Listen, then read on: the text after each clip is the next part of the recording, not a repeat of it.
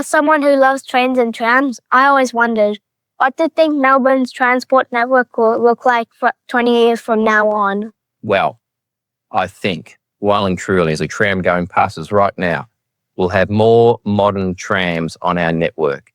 But, really important, an airport rail link, connecting our airport all the way to the city and the city all the way to the airport, and really making sure that people along that route can go to the airport or the city. It's the missing link of our transport infrastructure in Victoria, and I think it's such an important project for our state and our country. Yeah. First I thought it was ever going to start from Sunshine, but instead out of the metro tunnel. Yes, so it's what's so unique is it will connect from the airport to all of our metropolitan trains, but then going through Sunshine, it will connect with our regional trains too. So it's really important. And as you know, whether it's the Grand Prix, the cricket, the tennis, Melbourne is an international city, and we've got to get that airport rail link built.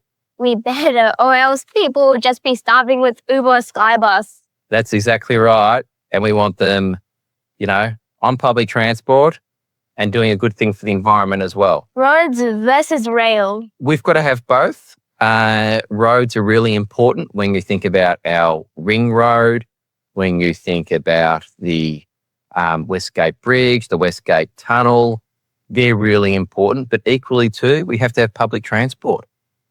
Public transport is good for tackling what's called emissions and transport emissions and helping the environment. And as you know, our government, we're doing everything we can to encourage people onto public transport. Students go free, seniors go for free on weekends, and it's half price till the end of the year. So we've invested a lot in public transport. We want to make sure people are using it. So we also need roads for our buses and trams. We certainly do. And our buses are an important part of our transport network. And for young people like you, soon all of our buses will be zero-emissions buses, which means they'll all be electric. So they'll be quiet, smoother, better for the environment. You could ride your bike behind one and not have any of the emissions coming into you. It will be really important. And, we're lucky in Melbourne. Not every city has buses, trams and trains.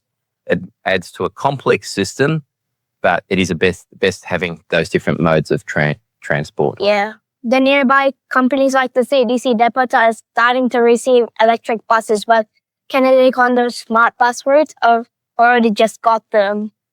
That is a good question. Look, SmartBus routes are really important. And you know what? I was talking to the Public Transport Minister just this week about what can we do to maybe have more SmartBus routes where the buses go more direct, they're taking more passengers, and they're really economically valuable and good value for our taxpayers.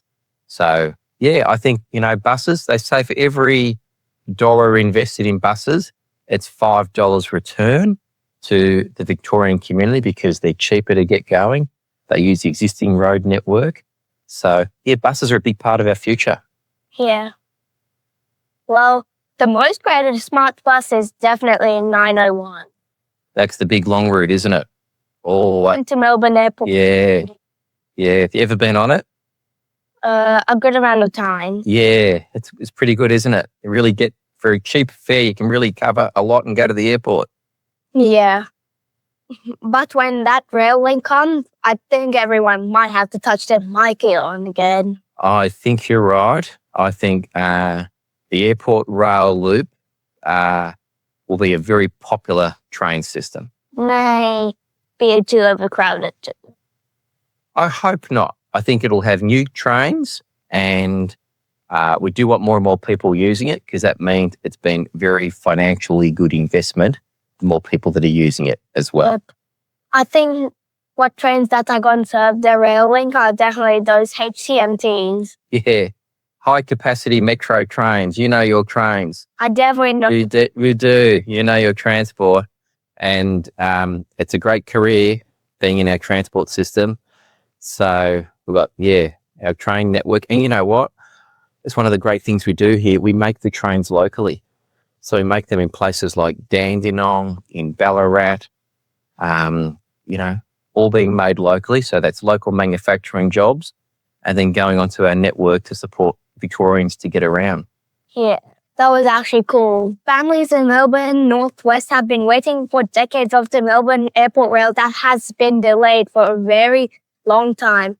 What impact do you think this project will have on local communities and future generations?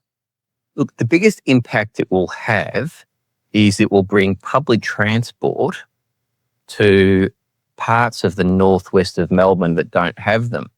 It's amazing, Shriram, that you and I are sitting here right now, just 15 kilometres from the Melbourne CBD, but we don't have a train within walking distance.